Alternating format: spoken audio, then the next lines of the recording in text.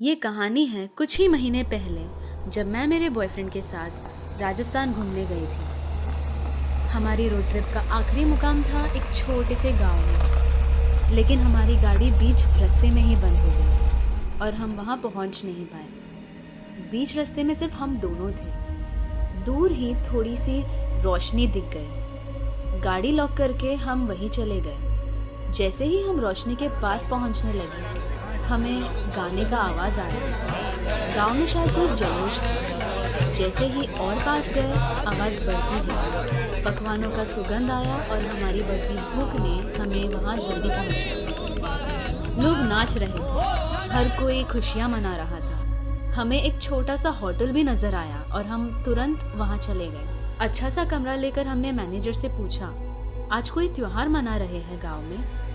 उसने हाँ कहकर हमें कमरे की चाबी दे दी। कमरा तो अच्छा था, एक पलंग और एक लैंप जो चालू बंद हो रहा था। दीवार पर बहुत ही अजीब लोगों की तस्वीरें थी। शायद गांव में से कोई मशहूर इंसान थे। अंधेरे में और डरावने लग रहे थे, लेकिन बस कुछ घंटों के लिए है, इसलिए हम सो गए। जब आँख खुली तब हम दोनों एक वीरान जमीन पर थे। मुझे तो कुछ समझ ही नहीं आया।